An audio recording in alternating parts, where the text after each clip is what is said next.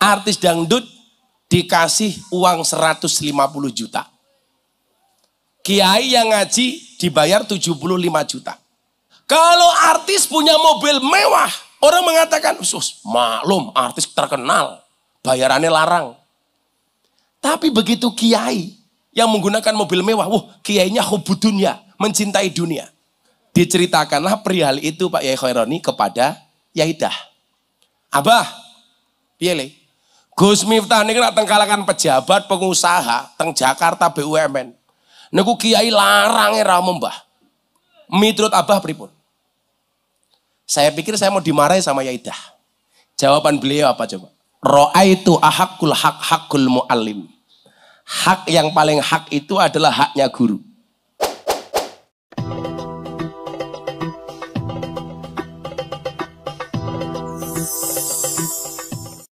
Assalamualaikum warahmatullahi wabarakatuh.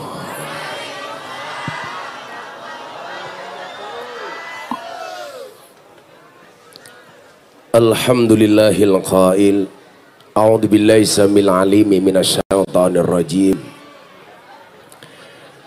Bismillahirrahmanirrahim. Inna nahnu nazzalna dzikra wa inna lahu lahafizun. Wa qala aidan wa nunazzilu minal qur'ani ma huwa shifa wa rahmatul lil mu'minina wa la yazidudz zalimina illa khasara. Allahumma salli wa sallim wa barik ala hadan nabiyil karim Sayyidina wa maulana Muhammadin wa ala alihi wa ashabihil mujahidin at-tahirin. Rabbi israh li sadri wa yassir li amri wahlul 'uqdatam min lisani yafqahu qawli, amma ba'du. Hadratal muhtaramin, para masyayikh, para kiai, para habaib, alim ulama, wabil khusus panjenenganipun Syaibul Ma'had Yai Khaironi, saha para keluarga lan dzurriyyah ingkang estu kaula takzimi, para pejabat yang berkenan hadir dalam semua tingkatannya yang saya hormati, segenap panitia penyelenggara haflah khatmil Quran, sekaligus Khaul Ki Haji Muhammad Gusti ugi Nyai Hajah Sri Siti Solihah Pondok Pesantren Hidayatus Solihin Uringin Jajar Meranggen Demak. Apa Bu? Kok cangkemmu cerewet? Uringin Jajar. Bapak Ibu warga masyarakat Meranggen Demak rahimakumullah. Alhamdulillahirabbil alamin. Malam hari ini saya bisa sowan. Walaupun keadaan saya masih lemah karena 2 hari saya sakit. Namun demikian rasa sakit itu tidak menghentikan semua aktivitas saya. Bulan ini 2 kali saya ngaji di luar negeri, di Singapura dan di Hong Kong. Ada beberapa mu'alaf yang menyatakan masuk Islam melalui saya. Saya berangkat ke Bengkulu, selesai pulang saya jatuh sakit. Tadi saya nanya, malam hari ini pengajian di mana? Di Meranggen. Tempat siapa? Yai Khaironi. Saya ingat-ingat, sopo to cah iki aku. Ternyata saya ingat beliau ini adalah pembimbing skripsi saya di Unisula. Maka saya selalu mengatakan, minimal kalau toh saya sowan dalam keadaan sakit, itu satu-satunya alasan adalah karena saya mencintai guru saya. Minimal pembimbing skripsi saya. Maka saya selalu mengatakan, seseorang yang mencintaimu takkan kehabisan alasan untuk mempertahankanmu dan takkan mencari alasan untuk melepaskanmu. Maka malam hari ini saya bilang, makan permen, minumnya susu. Hei orang Meranggen, I love you.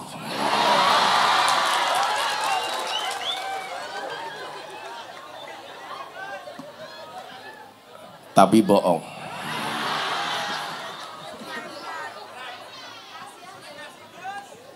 Bapak Ibu dan para hadirin yang saya muliakan. Terlebih lagi kemudian saya disampaikan sama manajemen saya, bah acaranya Khatmil Quran. Bapak Ibu yang saya muliakan. Saya itu sebenarnya paling gak pede ketika bertemu dengan para hafidhul Quran. Kenapa demikian? Salah satu pertanyaan Imam Ahmad bin Hambal ketika bertemu dalam mimpinya ketemu dengan Allah, beliau sampaikan kepada Allah Ta'ala, Ya Rob, bima taqarrubal abdu ahabba ilaika.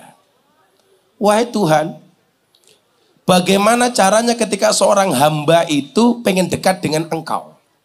Bagaimana seorang hamba menunjukkan rasa cintanya kepada Engkau? Kalau rasa cinta seorang laki-laki kepada perempuan mungkin dilakukan dengan memberikan hadiah. Kayak mas-mas hadrah ini umpamanya. Kamu senang sama cewek, berusaha kirim chatting melalui WA. Tapi ingat, dia yang chatting melalui WA akan kalah dengan dia yang menyebut namanya di dalam doa. Tapi ingat, kalau toh kamu berdoa, bisa jadi setiap malam kamu menyebut namanya di dalam doamu. Tapi kamu juga tidak boleh kecewa kalau dia tidak ditakdirkan untukmu. Nah, pertanyaannya sekarang adalah bagaimana ketika seorang hamba itu pengen menunjukkan rasa cintanya, kedekatannya dengan Allah. Kula kedah pripun Gusti, kata Imam Ahmad bin Hambal. Ternyata Allah kemudian berfirman, Allah berkata, bi qiraatil Quran. Dengan cara membaca Al-Quran. Lebih lanjut lagi kemudian dikatakan apa? Man arada ayatakallama ma'allah falyaqra'il Quran. Barang siapa yang pengen mendekat dengan kiai, caranya adalah dengan nyuguh degan. Kamu modus ya? Kamu gondrong loh.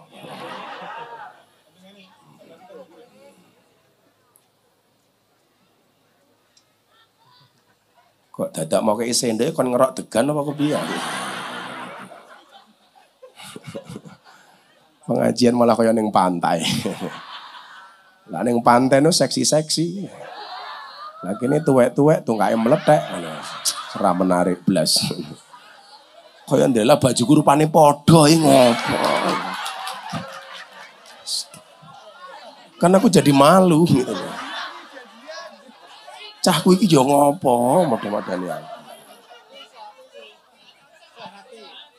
Sehati. Kan mereka udah tua.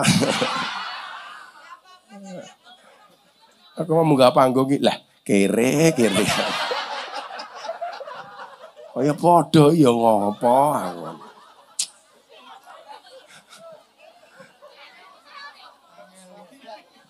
Untung yang pakai banyak. Coba kalau cuma satu, kan dikira suami istri ya. Tapi orang nggak percaya lah. Masa istri saya gemuk? Lemu kayak ngono.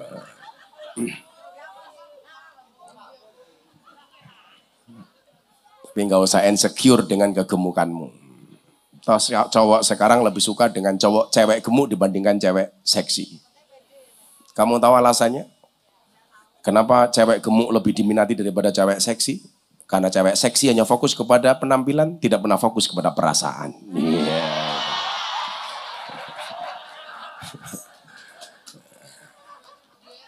Lagian kalau kamu dibilang, dasar kamu gemuk, santai saja mbak. Sorry, saya gemuk karena makan nasi, bukan makan hati. Iya. Gawe aja mau ngelemu le. Padahal asine ya.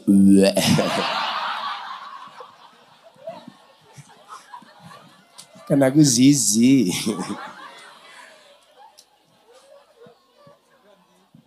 Nah Bapak Ibu yang saya muliakan, maka kemudian disampaikan, man arada ayyatakallama ma'allah falyaqra'il Qur'an.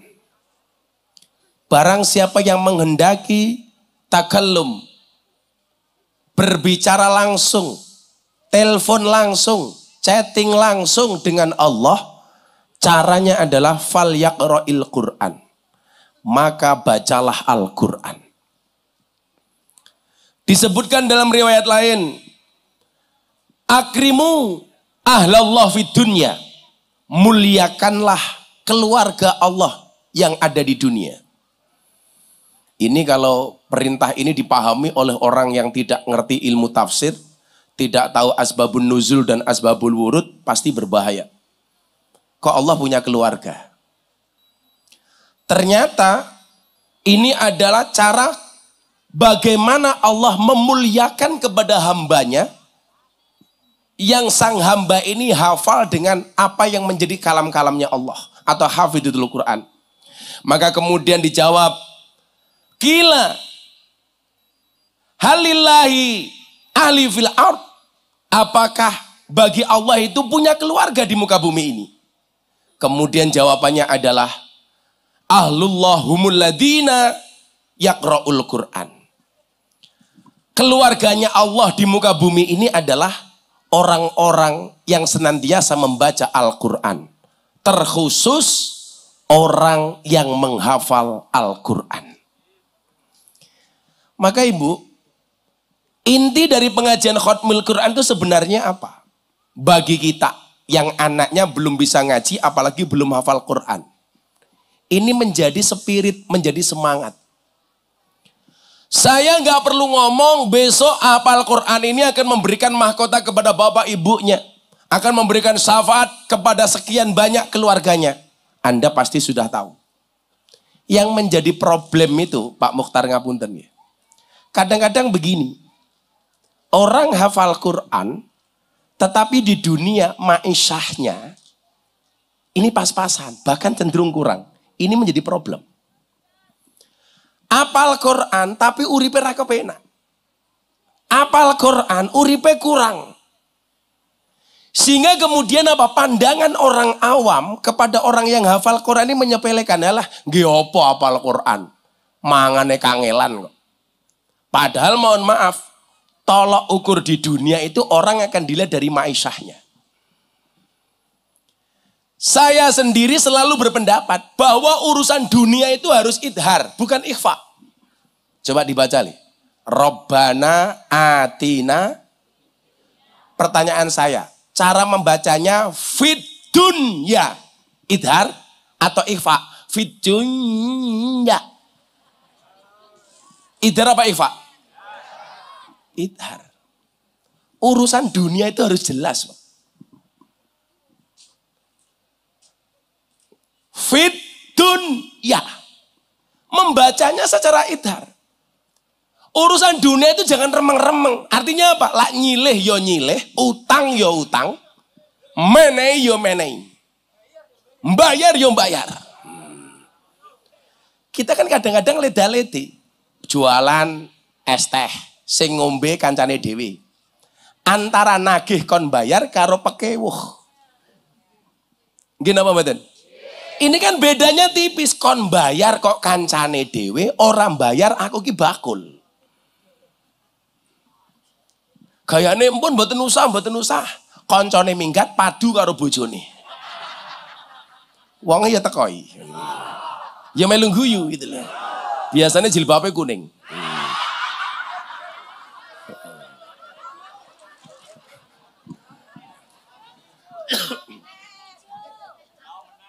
Nah, maka Bapak Ibu rahimakumullah, saya berharap santri itu mengerti betul tentang kaidah wal ismu minhu mu'rabun wa mabniyun. Isim itu kan jenisnya ada dua, mu'rab dan mabni. Nah, di mana posisi santri? Santri hari ini tuh mohon maaf, mu'rab apa mabni? Seharusnya santri itu mu'rab, dinamis. bukan mabni, statis. Santri hari ini harus dinamis, bukan statis. Santri hari ini harus optimis, bukan pesimis.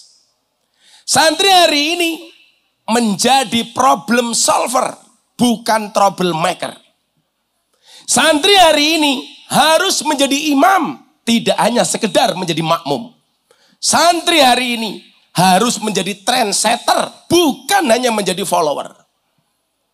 Dan saya role model di bidang itu. Anak muda NU sekarang yang menjadi role model orang-orang kayak kita. Saya mampu mendobrak satu hal yang dianggap tabu. Contoh, dulu yang dihargai di kalangan pejabat, pengusaha, Pak. Itu rata-rata siapa, Li? Bukan ustadz, artis. Kalau ngundang artis dibayar mahal. Kalau ngundang kiai dan ustadz dihargai apa adanya. Betul? Apalagi kalau sudah nyanyi Mangkubur, mahal itu. Kayak cangkeme sopo.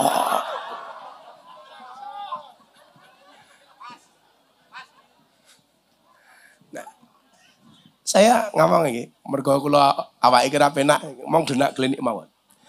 Kadang-kadang kita tuh nggak fair, Pak. Menghargai mereka yang tafakuh fitin. Saya pengen membuktikan kaidah bahwa may yuridillah bi khairan yufaqihu fitin. Barang siapa yang dikehendaki kebaikan olehnya oleh Allah, maka akan dibaikkan agamanya. Kan kaidahnya begitu. Kemudian apa? Man aslaha akhiratahu fa aslahallahu dunyahu. Barang siapa membaikkan akhiratnya, maka dia akan dibaikkan dunianya. Tapi coba Anda lihat, kenapa orang-orang yang baik akhiratnya kadang-kadang hidupnya justru nelangsa? Salah satu penyebabnya apa, Pak? Kita itu nggak fair sebagai masyarakat. Coba Anda lihat, ketika ada orang berpenampilan mewah, kok yang berpenampilan artis? Kita gampang memberikan pemakluman. Oh ya maklum, artis. Tapi kok yang berpenampilan mewah kiai? Orang kan mengatakan apa? Kiainya berlebih-lebihan. Ini logikanya di mana, Pak? Kalau ada artis di hotel mewah, orang akan mengatakan apa? Maklum artis. Kalau kiai yang berada di hotel mewah, loh kok kiainya kayak gitu? Ini problem, Pak. Kalau artis punya mobil mewah, orang mengatakan, sus, maklum artis terkenal, bayarannya larang. Tapi begitu kiai yang menggunakan mobil mewah, wah kiainya hubudunya, mencintai dunia.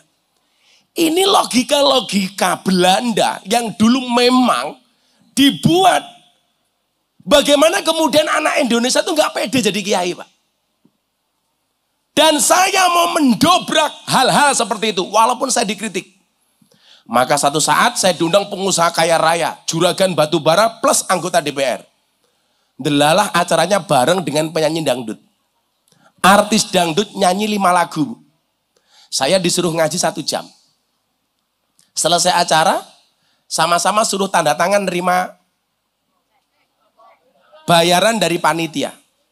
Artis dangdut dikasih uang 150 juta. Kiai yang ngaji dibayar 75 juta. Saya ambil, saya kembalikan. Pak pengusaha gak usah dibayar saya. Loh kenapa Gus? Anda itu lucu. Artis dangdut hanya nyanyi 5 lagu. Buka titik, jos. Asolole. 5 lagu, Pak. Pamer bokong, pamer baju seksi. Hati-hati. Kalau mengidolakan Kanjeng Nabi, sesuk ning akhirat bareng Kanjeng Nabi. Tapi kalau mengidolakan artis dangdut, hati-hati. Di padang mahsyar bakal mendapatkan alamat palsu.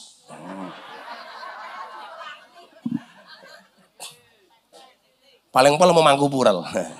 Yuk lah pural ayu, lah tua-tua ini ki.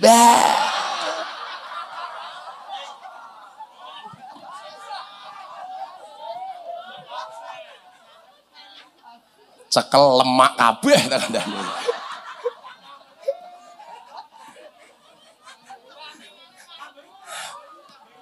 Kanda jadi bantingannya marem.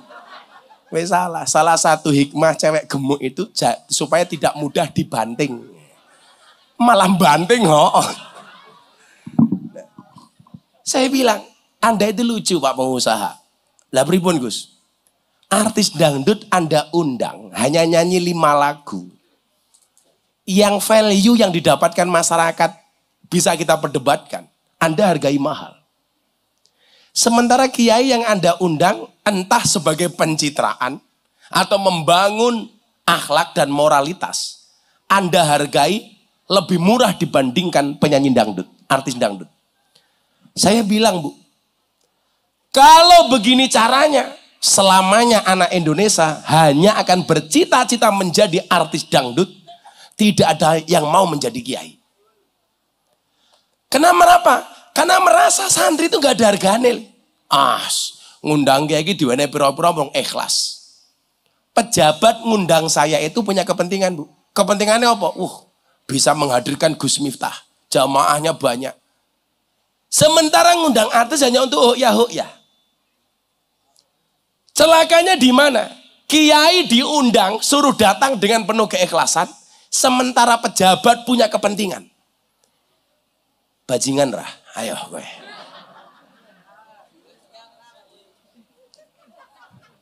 Coba. Saya cerita ini kemudian didengar sama Gus Kausar. Ploso. Saya diajak sowan kepada abahnya Gus Kausar. Yaidah. Kiai Sepuh Ploso hari ini. Adiknya Yaidin almarhum. Kemudian Yaidin ini sangat sayang sama saya. Saya diajak sowan. Saya pikir saya mau dimarahi. Wah ini modar ya aku. Diceritakanlah perihal itu Pak Yai Khaironi kepada Yaidah. Abah, piye Gus Miftah ini kan teng kalangan pejabat, pengusaha, teng Jakarta BUMN. Niku kiai larang ra mbah. Miturut Abah pripun? Saya pikir saya mau dimarahi sama Yaidah. Jawaban beliau apa coba? Ra'aitu ahakul hakul mu'allim. Hak yang paling hak itu adalah haknya guru. Harus ada anak-anak muda NU yang berani seperti Gus Miftah. Sehingga apa? Santri-santri itu punya harapan. Bahwa jadi kiai itu juga bisa keren. Bahwa jadi kiai itu juga bisa hidup enak. Terpandang. Faktanya kemudian yang terjadi apa? Sekian banyak artis-artis yang kemudian jatuh cinta dengan saya, kemudian ngaji ala NU. Sebelumnya mana Pak? Rata-rata yang berani dan diterima oleh kalangan artis, itu kalangan Salafi Wahabi. Tapi coba Anda hari ini lihat. Trennya apa? Artis seneng ngaji sama Kiai NU. Saya besok berangkat haji bersama Raffi Ahmad dan Nagita Slavina. Yang mungkin dulu orang mengatakan, susah nembus artis-artis top di Jakarta. Faktanya, Raffi telepon, bro temenin gua haji dong. Kuilak cangkemmu. Laku ya jual mahal dikit. Emangnya aku cowok apaan?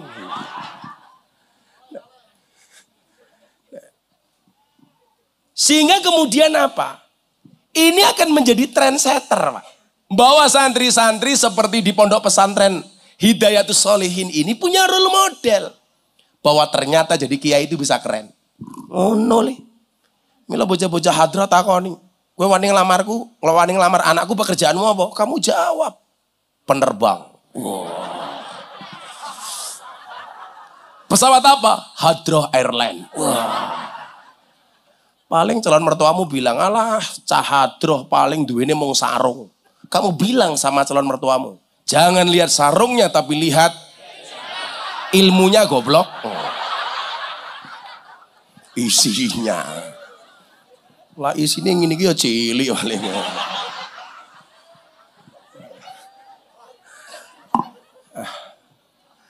Nah. Ibu Bapak yang saya muliakan, ini yang saya maksud bahwa santri itu harus dinamis, bukan statis. Sekarang Bapak Ibu rahimakumullah, kalau berbicara masalah ikhlas gak ikhlas, kita akan lihat Seberapa banyak orang di kalangan pejabat itu yang ngundang saya karena punya kepentingan nih. Saya ini kan kebetulan ditakdir oleh Allah, falikuli syai'in maziyah. Makom saya itu bukan makom orang alim, tapi makomnya artis, selebritis dan pejabat. Apa? Lah iya kan saya sering masuk acara RCTI itu, setajam silit itu kan.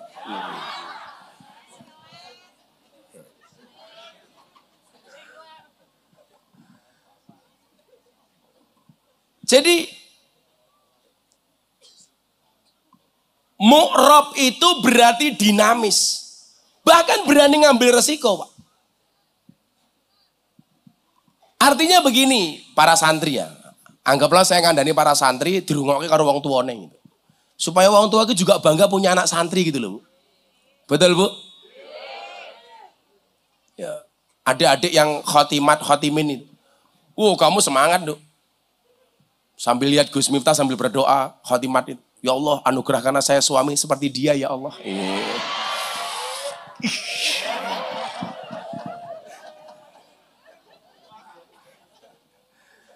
Ya kan, berdoa kan boleh-boleh saja. Iya. Berdoa itu seperti orang bersepeda. Cepat atau lambat pasti sampai tujuan. Maka teruslah berdoa walaupun doa-doamu belum dikabulkan. Kamu suka sepedaan nih? Kalau suka sepedaan saya ingatkan. Tetap berhati-hatilah di jalan. Kenapa? Karena jatuh di aspal tidak seindah jatuh di pelukan mantan. Iya. Apalagi di Demak banyak jalan berlubang. Wah. Itulah bedanya Jakarta dengan Demak. Kalau Demak banyak jalan berlubang, kalau Jakarta banyak lubang berjalan. Yeah.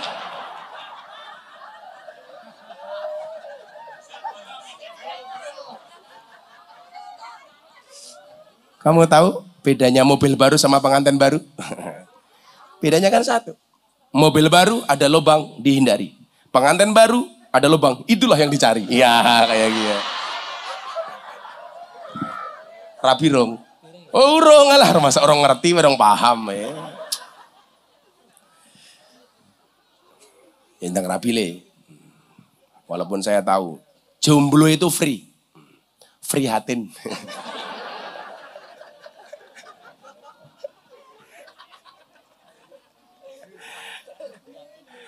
Ya Allah, sakit.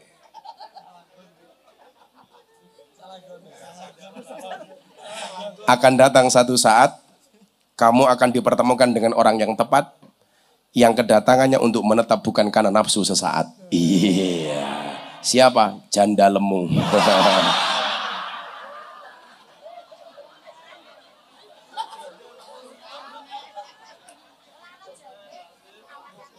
Oh, perawan kupingmu kuwi perawan. Biyen. Perawan. Tak wis tahun 6 ya, Bu ya. Kalau quote Gus Miftah tentang pernikahan itu apa, Le? Menikahi orang yang kamu cintai itu pilihan. Tapi mencintai orang yang kamu nikahi adalah kewajiban. Maka sebelum menikah bukalah matamu lebar-lebar, setelah menikah tutuplah matamu rapat-rapat.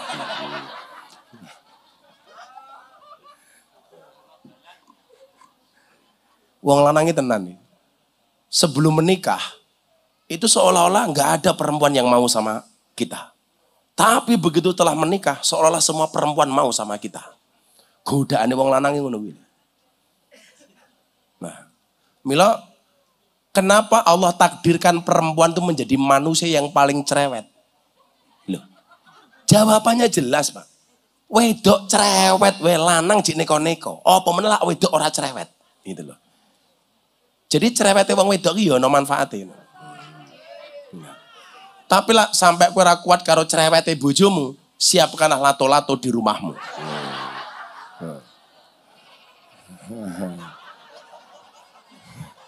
Walaupun secara alami kamu sudah punya lato-lato. Lah kayak banser niki le, wetengmu aja gede. Wong lanang ki lak wetenge gede biasanya lato-latone cilik. Aja gede-gede, oh kayak gede banget. Kang Wahid deh. Paling lato-latone kisut.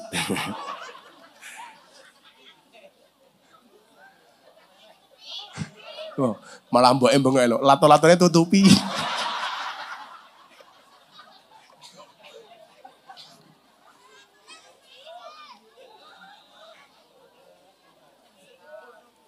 Insyaallah. Sallu ala Nabi Muhammad. Apa bedanya santri yang dinamis sama yang statis? Apa perbedaannya orang yang optimis dengan pesimis?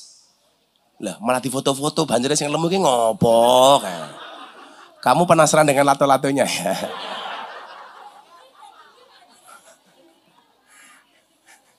Malah di foto setengah badan yang bawah ya.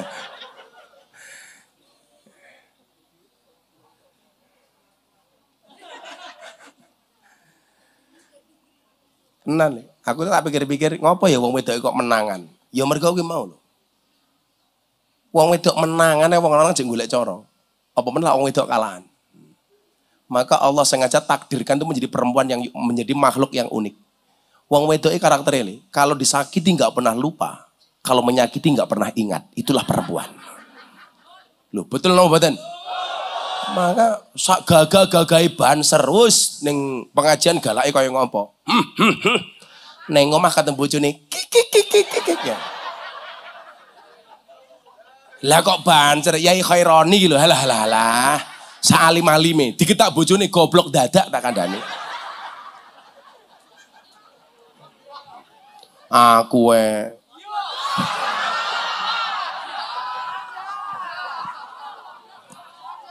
siapa yang bilang podo kok piye? Luwih parah.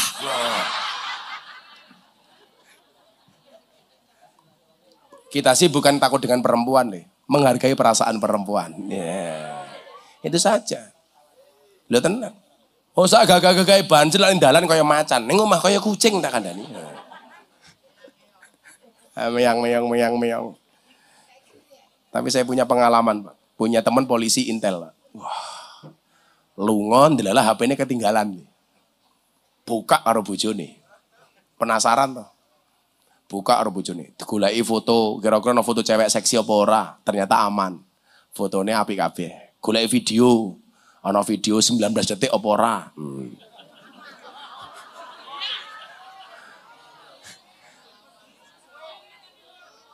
Hati-hati. Gunakanlah waktumu sebaik mungkin.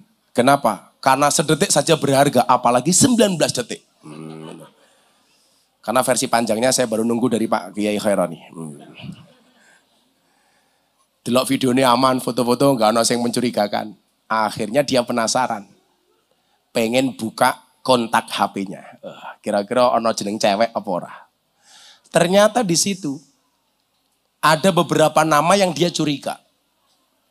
Yang pertama, ditulisi amazing woman. Penasaran. Iki sopo amazing woman nih? Ditelepon sama dia. Amazing woman. Ternyata ibunya suaminya. Api amazing woman. Kemudian ditelepon lagi. Ada nama special woman. Iki sopo meneh? Ternyata begitu ditelepon, ibu mertuanya, mboke sing wedok. Apik bojoku. Terakhir ada apa lagi? Bidadari surgaku. Ditelepon. Sopo iki? Begitu ditelepon ternyata istrinya. Aku. HP-nya langsung ditutup, dikasih ke suaminya. Akhirnya saking senangnya dia punya perusahaan, hasil bulanan dikasih suaminya 40%. Mas, kamu bener-bener suami yang setia. Akhirnya yang terjadi apa? Suami ini pergi, buka HP langsung telepon. Tukang gas. Ternyata selingkuhannya. Ngono carane. Inta dilawan.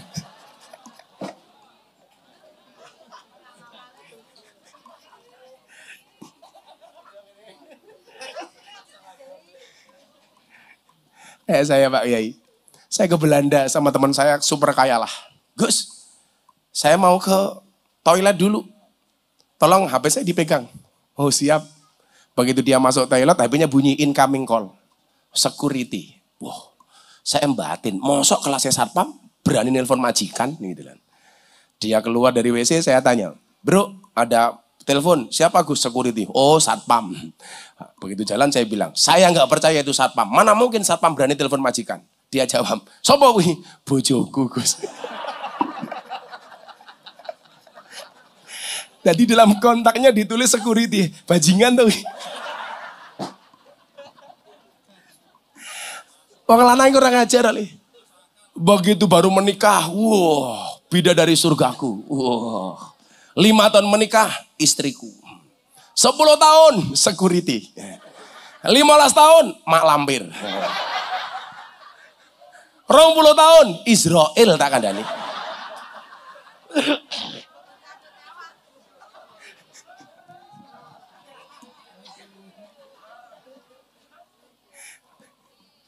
Mila bang wedok iya ngerti lho. Wong lanang ki rasa mau remote, rasa mau seneni. Wong lanang kok mau onek-onek, ki rasa mau seneni mati dhewe kok. Jar iki lho ya mati dhewe. Kan kula balik kula mun kondo to. Wong wedok sing apik itu wa in amartaha atau atka. Dikongkon wong lanang manut. Khusus wong meranggen. Wong wedok sing apik kuwi wong lanang urung njaluk, sing wedok wis nawani. Kuwi baru keren. Kuwi lek karo bojomu sing nyah-nyoh ngono lho. Bojone mlebu kamar nyoh. Oh, ngono baru asik gitu. Calcul nyah-nyoh satset. Las-les ya. Wala malah jelap-jelep barang ki opo iki?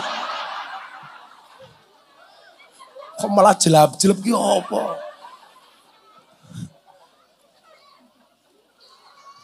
Sing lanang rong njaluk, sing wedok wis nawani. Isu sing lanang rong njaluk wedang, wedangi. Sing lanang rong njaluk sarapan, sarapi. Sing lanang rong njaluk susu. Orang paham orang paham. Kamu tahu kenapa dinamakan susu? Nggak ngerti, karena jumlahnya 2. Kalau 1 su.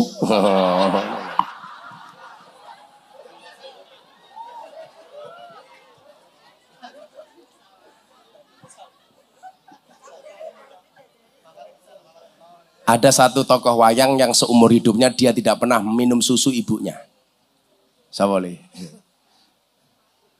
Oh no, tokoh wayang yang seumur hidupnya dia tidak pernah minum susu ibunya. Buta Cakil. Wah, lah cangkeme ngene. Nyusu mbokne iso remuk susune dadakno. Kok kamu ngebayanginnya enggak sih?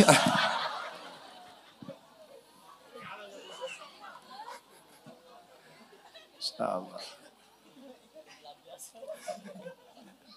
Jenengmu siapa le? Irsyad. Oh Irsyad. Apik men jenengmu. Iya, dadi wong ngerasa ganteng-ganteng. Teorine iki lak wong lanang ganteng biasanya bojone elek. Loh, contohnya anak Nabi Adam kan kawin silang. Lak sing lanang rupane elek, sing wedok ayu. Lak sing lanang ganteng, sing wedok elek. Maka bersyukurlah kamu yang jelek-jelek. Insya Allah sok bojomu remuk. Rasa ganteng-ganteng le. Sekarang cowok good looking itu kalah dengan cowok good rekening. Nah, betul Bu? Ayo, saya kisah mau delok lookingnya apa rekeningnya? Rekening. Cowok jangan bilang berarti cewek matre. Nggak ada istilah cewek matre. Yang ada cowok kere. Karena di balik wajah istri yang glowing itu berangkat dari suami yang gulung kuming. Demi good rekening. Oh, duluan apa mbok-mbokmu sini ngarep iki mau arep ketemu aku jam 10 dandan jam piro? Jam 5 sore tak kandani. Iki lho, nganti alise kaya galengan nih lho ya Allah. Model opo?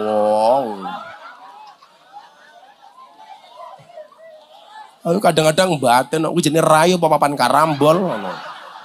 Padha-padha udak kebak. Kebak wedak lho. Lelak sing tua-tua ini murah lele, paling udah FIFA nomor 4. Lah kaya sing mbak-mbake berkhataman kayak bes larang. Padiake. Pak Yai Khoren, kita itu bisa membuktikan perempuan itu susah diatur oleh suami. Cukup gari alisnya saja. Itu dalil yang membuktikan laki-laki tidak bisa ngatur istri. Lah kepiye lho, jangankan awake dhewe ngatur bojo. Aturane Gusti Allah wae dirubah. Dikerok, entek, dilukis dhewe. Goblok banget aku. Apa rumangsane lukisanmu ki luwih apik tinimbang lukisane Gusti Allah to yuyu. Rungokno kupingmu. Kok geting aku.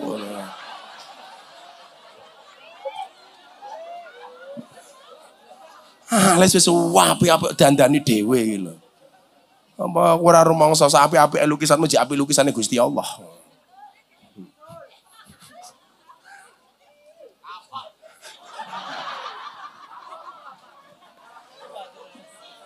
Mbok delok penampilane Irsad iki lho jujur. Polos, paling peci siji, baju siji, sarung siji. Malah mungkin enggak sempakan cah iki.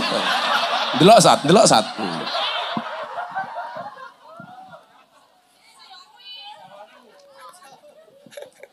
Malah sepil matamu, sepil ini. Sepil Sat.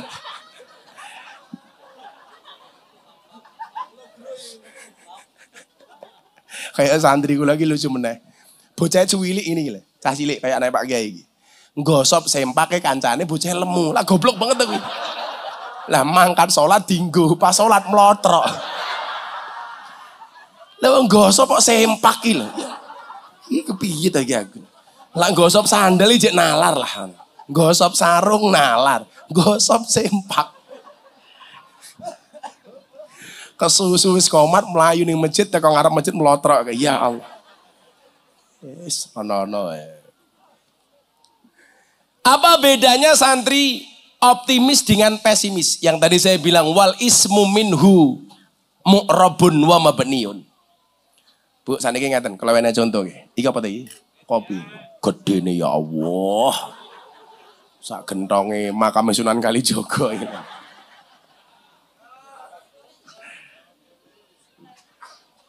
Sangit. Ini lho Bu, belajar sangka kopi iki lho. Tetap menjadi hitam dan pahit. Tidak harus menjadi manis dan putih untuk dicintai. Iya, ora kaya raimu.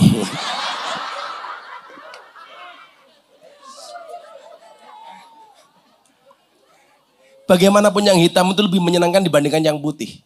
Buktinya apa? Tai lalat lebih menyenangkan dibandingkan panu. Ayo kowe. Kowe pilih raimu ana tai lalat apa kebak panu? Ayo kowe.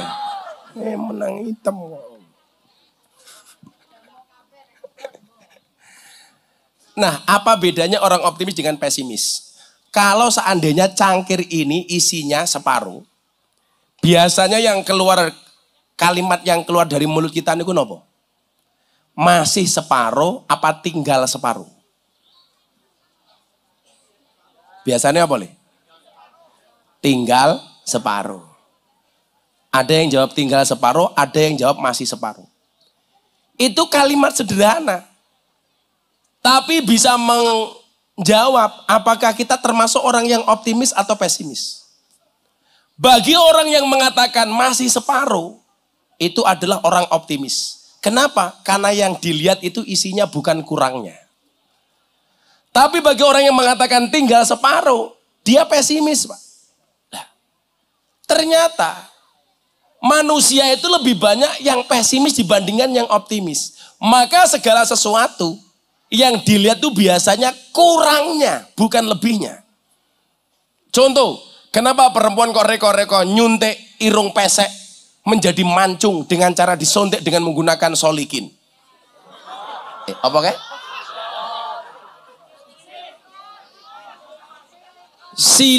Silikon yang nyontek namanya dokter solikin.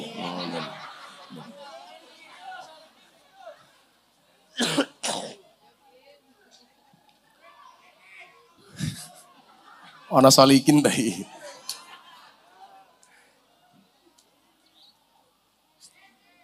Karena yang dilihat itu fungsinya yang kurang, bentuknya yang kurang. Bukan melihat fungsinya. Dia lebih melihat kepada kekurangan dari bentuk fisik dibandingkan dia melihat fungsionalnya. Kudune kira sing delok Senajan to pesek, alhamdulillah masih bisa digunakan sebagai alat untuk bernapas. Tapi kan sini dulu mboten niku, Bu. Alah irungku pesek isin aku. Reko-reko disuntik. Saya itu punya jamaah di Jogja. Dibawa ke Singapura disuntik. Apa yang terjadi setelah suntik silikon? Seumur hidup pilek ramari-mari. Ayo gue modar aku, ayo gue. Lah piye-piye ciptaane Gusti Allah kok mau rubah gitu. Orang itu kan sudah dengan menggunakan ukurannya masing-masing.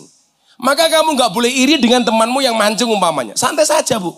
Bukankah kita diingatkan? Ingat, pesek itu adalah mancung yang tertunda. Ayo. Lah wong pesek lah malah panjang umur toh yu. Wong ambekane ngirit. Lah sing mancung-mancung cepet mati. Ambekane boros. Tolak belak ubili gede-gede. Ayo. Zizi. Maka menjadi pribadi yang optimis itu menjadi penting. Apa bedanya optimis dengan pesimis? Orang optimis melihat peluang dari sebuah masalah. Sementara orang pesimis melihat masalah dalam setiap peluang. Kalau orang optimis yang dilihat peluangnya, orang pesimis yang dilihat masalahnya. Sama-sama kasusnya dengan kacamata yang berbeda akan melahirkan pandangan yang berbeda. Contoh, awal mula saya bergelut dengan dunia lokalisasi. Orang menganggap dunia lokalisasi itu penyakit.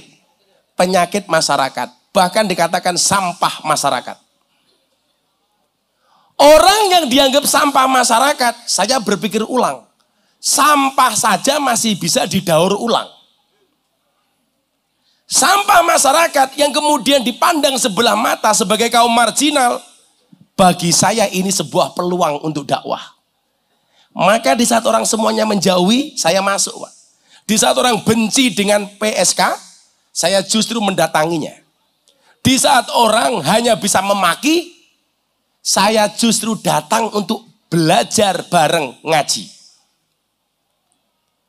Yang dulu dianggap orang masalah, sekarang jadi problem. Mohon maaf, yang dulu dianggap problem dan masalah, sekarang menjadi solusi. Bukankah kemudian agama itu hadir sebagai sebuah solusi, bukan sebagai sebuah problem? Makanya kemarin skripsi saya sama Pak Khairodi ini berbicara tentang apa? Al-Mizah Al-Miftahiyah. Metodologi belajar yang menyenangkan. Bahwa agama itu asik, Bu. Bukan sebagai problem tapi sebagai solusi. Itu yang kemudian menjadi pertanyaan seorang bule cantik dari Australia yang mendatangi saya di Pantai Kute. Saya punya acara di Polda Bali. Selesai saya ke Pantai Kute lah. Senormalnya wong neng Bali pengen jalan-jalan. Ternyata di situ banyak sumur, susu dijemur. Saya lagi duduk menikmati air kelapa muda. Ini mbaknya datang pakai sempak, pakai kotang tok. Langsung saya batin, dek dek dek dek dek dek. Untungnya saya pakai kacamata hitam, sehingga mata saya mendelik tidak kelihatan. Begitu dia datang, dia mengatakan, "Excuse me, are you Gus Miftah?" Ternyata dia tahu saya, ternyata dia follower saya dari Australia. Asik, gitu kan. Sorry, aku terkenal Irsad, sorry. Follow piro? Telu, followernya telu. Bapaknya mboknya adine.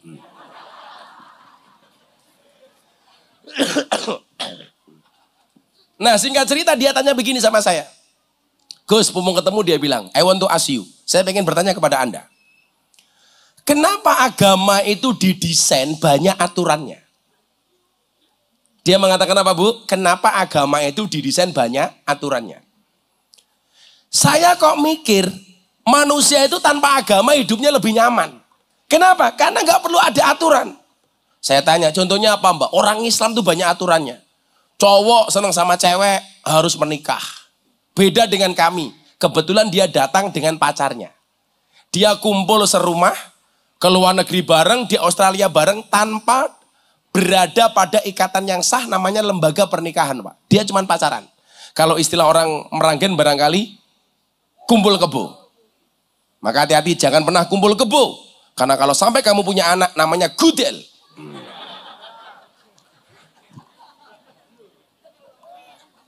Gus, kalau kamu tak kasih uang, ditabung apa dicelengi? Ditabung, jangan dicelengi.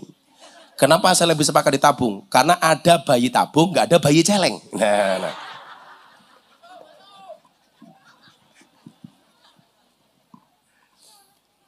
Pertanyaan dia begini, kenapa agama itu justru menjadi problem bagi kami? Bukan sebagai solusi. Saya bilang, mbak, kamu tahu kenapa agama itu banyak aturannya? Jawabannya adalah karena manusia itu banyak maunya. Punya aturan saja, Pak, itu masih dilanggar. Contoh, wong lanang wis dikai peraturan, seneng karo wong wedok ki kudu khidbah. Wala junaka alaikum fi ma aradtum min khidbatin nisa au aknangtum fi anfusikum.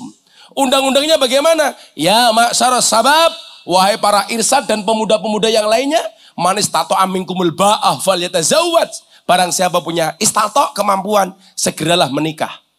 Fa innahu mohon maaf. Fa illam yastati' fa alaihi bisaum. Kalau nggak bisa menikah, kamu puasa saja. Kan begitu.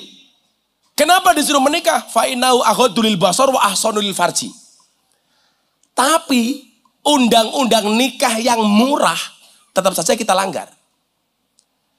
Lah awakmu hitung cah nom.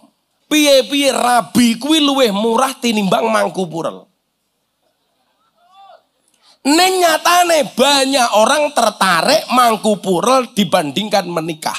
Bahkan sudah menikah tetap mangku purel.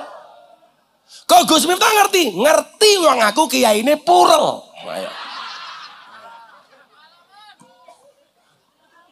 Tidak hanya pengalaman, praktisi.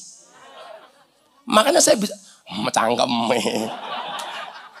Saya kira cupu, ternyata suhu bosok kayak. Saya bukan suhu, kepala suku. Loh, kan saya punya prinsip, Bu. Kulla syai'in idza kasura rahusa ilal adaba. Segala sesuatu itu kalau jumlahnya banyak pasti murah kecuali adab. Makanya kalau pengen mahal, jadilah orang yang adabnya tinggi atau jadilah orang yang sedikit. Karena barang itu kalau sedikit langka, kalau langka antik, kalau antik harganya mahal.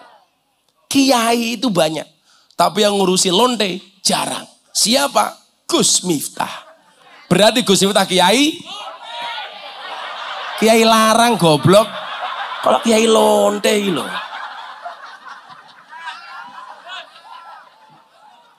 Ini kepiye to wong kene iki?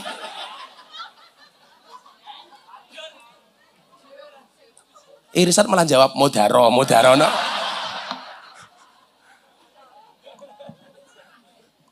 Kiai larang. Maroje iki nih larang orang yang lonte. Lokalisasi yang dianggap problem bagi saya. Ini peluang ngono lho.